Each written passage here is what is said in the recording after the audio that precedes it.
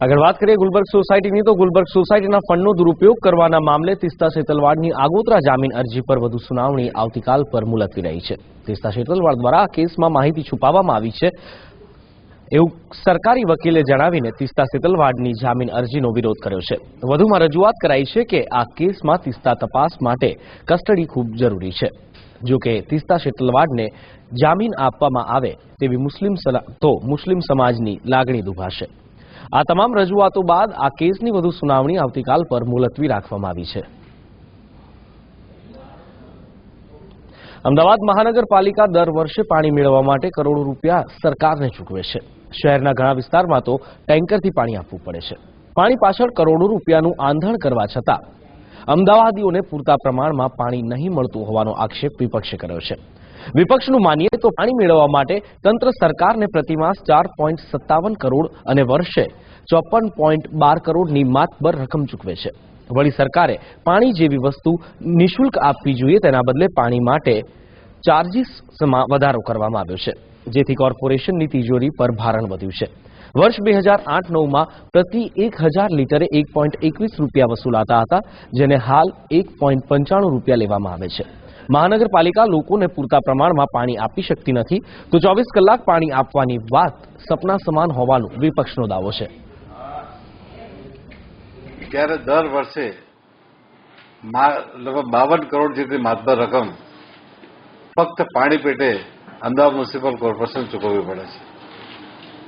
બીજું 2008ની વાત કરું તો 1000 લીટરના 1 રૂપિયાને 21 પૈસા વસૂલવામાં આવતા હતા।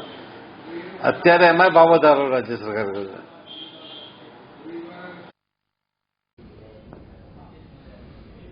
રાજ્યમાં ગામડે ગામડે કામ કરતી આશા વર્કર બહેનોના પગાર ધોરણ પ્રત્યે સરકાર સામે રોષ દાખવ્યો છે। આજે અમદાવાદમાં આવેલી શ્રમ ભવન કચેરી ખાતે આશા વર્કર બહેનોએ ધરણા યોજ્યા હતા। દેશભરમાં ગુજરાતના વિકાસ મોડેલની વાતો થતી હોય ત્યારે સરકાર આરોગ્ય વિભાગમાં કામ કરતી આશા બહેનોને લઘુમતી વેતન કરવા પણ ઓછું વેતન અપાતું હોવાનો આરોપ લગાવ્યો છે। આશા વર્કર બહેનોએ આક્ષેપ લગાવ્યો છે કે તેઓ છેલ્લા 7-8 વર્ષથી રાજ્ય સરકારના ગામડાઓમાં કામ કરે છે, રાજ્ય સરકારે હજુ સુધી તેમને કાયમી પણ કર્યા ન હોવાનું કહીને ઉગ્ર આંદોલનની ચીમકી ઉચ્ચારી છે।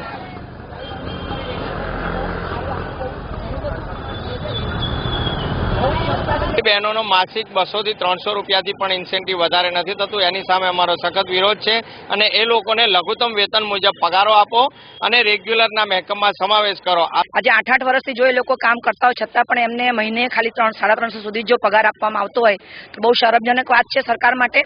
અને આ લઘુત્તમ જો નીતિ પ્રમાણે આપણે ચાલવામાં આવતા હોય તો લઘુત્તમ વેતનનો દર પણ અત્યારે ખાસો એવો વધી રહ્યો છે, તો એ પ્રમાણે લઘુત્તમ વેતનને પણ ધ્યાનમાં રાખીને જો એ લોકોને પગાર આપવામાં આવે તો બહુ ઘણું સારું કહેવાય। અને ગુજરાત સરકાર ઉદ્યોગપતિઓનો વિકાસ કરે છે, પરંતુ સમાજનો મોટો ભાગ જે શ્રમજીવી છે તેની માટે કોઈ નક્કર પગલાં ભરાતા નથી તેવો આક્ષેપ આમ આદમી પાર્ટી બાદ હવે પ્લમ્બર એસોસિએશન પણ કરી રહ્યું છે।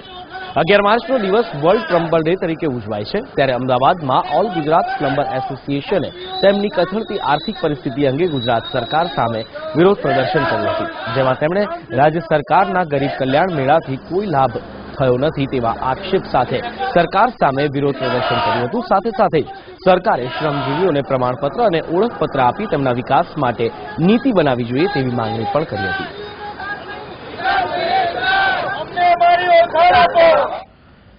અમદાવાદના સારંગપુરમાં પણ નમો ટી સ્ટોલ શરૂ કરવામાં આવ્યો છે। જો કે આ સ્ટોલ કોઈપણ પ્રકારના રાજકીય લાભ ખાટવા માટે શરૂ કરાયો ન હોવાનું સ્ટોલ સંચાલક કરી રહ્યા છે। નમો ટી સ્ટોલ ચાલુ કરનારા રાકેશ ભાવસારના મતે નરેન્દ્ર મોદીને વડાપ્રધાન પદના ઉમેદવાર તરીકે નિયુક્ત કર્યા બાદ પ્રોત્સાહન આપવા માટે આ સ્ટોલ શરૂ કરવામાં આવ્યો છે, તેમજ તેઓ કોઈપણ પ્રકારની રાજકીય પાર્ટીઓ સાથે સંકળાયેલા ન હોવાની પણ તેમણે સ્પષ્ટતા કરી છે।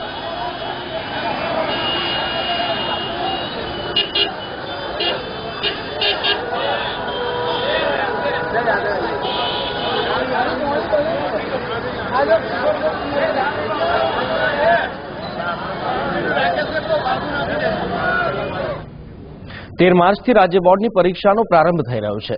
આ પરીક્ષામાં વિદ્યાર્થીઓની મહેનત ઉપર ઈશ્વરના આશીર્વાદ પણ મહત્વના હોવાનું લોકો શ્રદ્ધાથી માનતા હોય છે। ત્યારે અમદાવાદના કુમકુમ સ્વામિનારાયણ મંદિરમાં વિદ્યાર્થીઓ જ્વલંત સફળતા મેળવે તે માટે ખાસ પ્રાર્થના યોજાઈ હતી, જેમાં મોટી સંખ્યામાં બોર્ડમાં પરીક્ષા આપનારા વિદ્યાર્થીઓ હાજર રહ્યા હતા। આ પ્રસંગે મંદિરના સ્વામીજીએ વિદ્યાર્થીઓને આશીર્વચન આપી મોં મીઠું કરાવીને પરીક્ષાની શુભકામનાઓ પાઠવી હતી.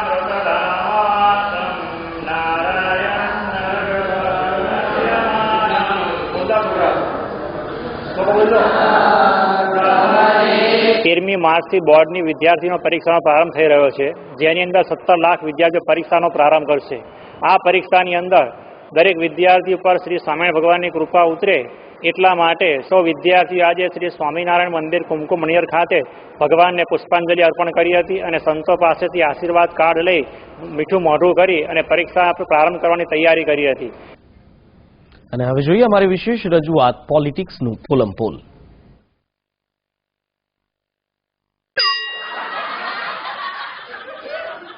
Hello, how are you? કેમ છો? હેલો, ઓળખાણ ના પડી? ના પડી? ના. અરે હું નીલકણી.